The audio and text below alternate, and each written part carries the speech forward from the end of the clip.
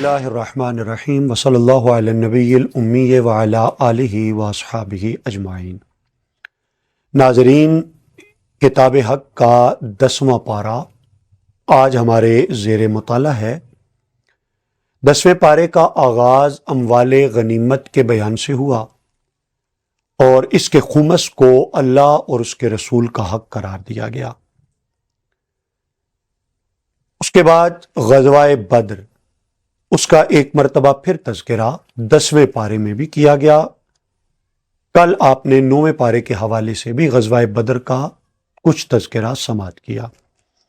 اللہ تعالیٰ نے یہاں خاص طور پر مسلمانوں کو اس جنگ کے حوالے سے ایک انعام جو عطا کیا، اس انعام کا خصوصی یہاں ذکر ہوا۔ وہ انعام یہ تھا کہ مسلمانوں کی تعداد مکہ والوں کے مقابلے میں بہت کم تھی۔ اگر مسلمان کافروں کو ایکچول تعداد میں دیکھتے تو امکان تھا کہ ان کے حوصلے پست ہوتے، ان کا مورال ڈاؤن ہوتا۔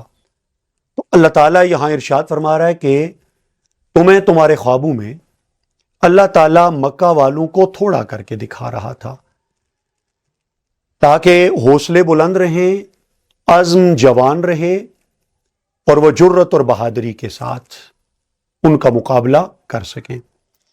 اس کے برعکس چونکہ اللہ تعالیٰ نے حق کو غلبہ عطا کرنا تھا، باطل کو سرنگوں کرنا تھا، تو اللہ تعالیٰ نے جب مسلمان کافروں کو دکھائے تو یہاں پہ بھی معاملہ وہ کہ مسلمانوں کی جتنی تعداد تھی اس سے بھی کم کر کے کافروں کو دکھائی۔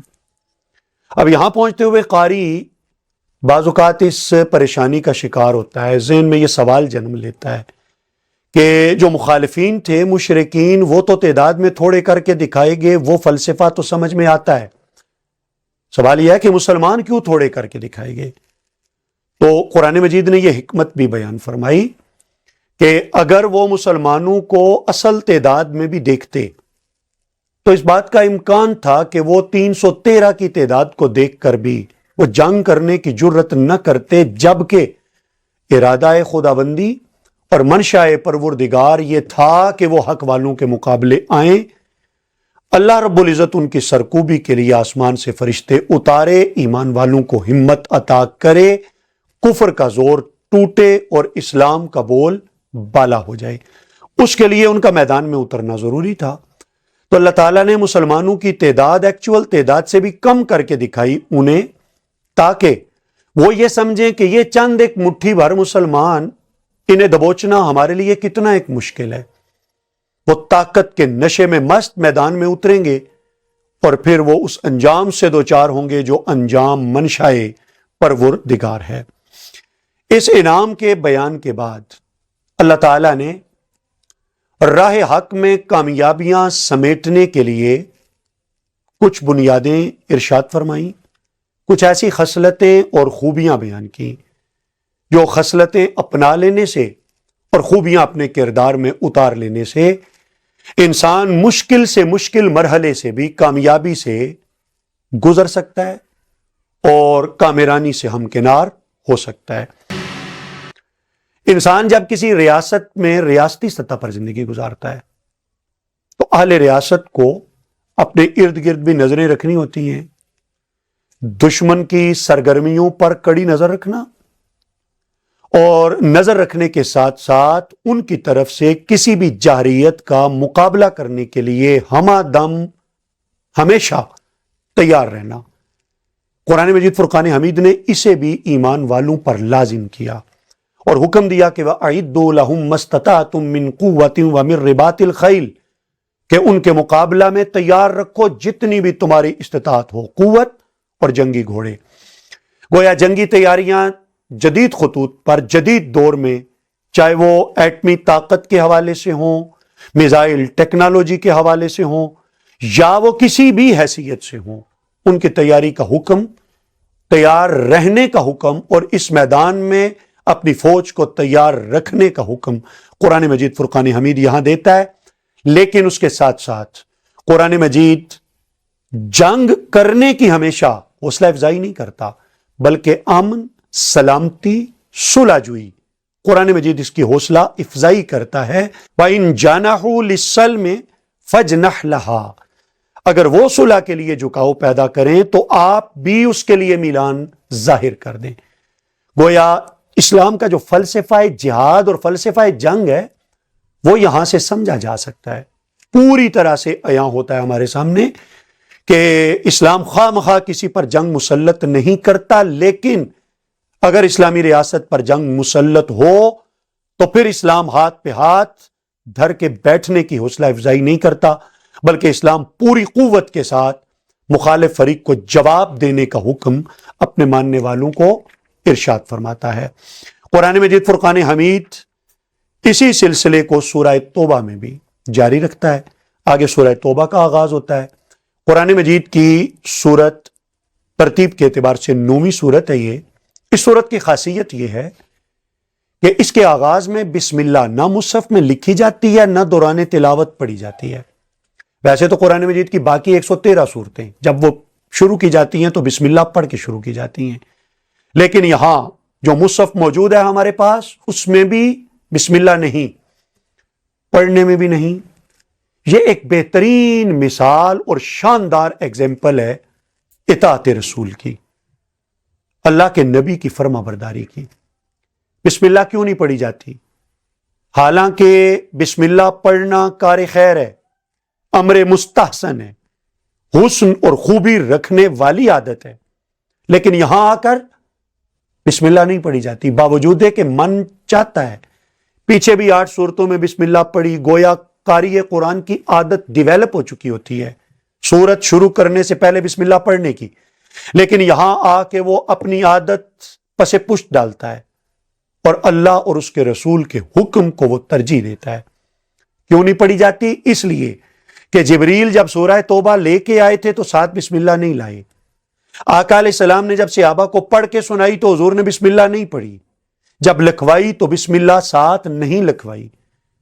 یہی اس بات کی دلیل ہے کہ مومن اپنی عقل کے سہارے جینے سے زیادہ پسند کرتا ہے کہ وہ اللہ اور اللہ کے رسول کے حکم کے سہارے جیے، اور اگر وہ اپنی عقل بھی استعمال کرے تو اللہ اور اللہ کے رسول کے بتائے ہوئے اصولوں کے تابع کرتے ہوئے اپنی عقل استعمال کرے، اس لیے کہ عقل استعمال کرنے کی رغبت تو بہرحال قرآن مجید نے دلائی، بلکہ قرآن نے تو کہا کہ یہ آیتیں اپنی روشنی اور نور دیتی ان کو ہیں جو قومی یعقلون، جو عقل رکھنے والے ہوں، لیکن مومن کی عقل تابع ہوتی ہے اللہ اور اللہ کے رسول کے۔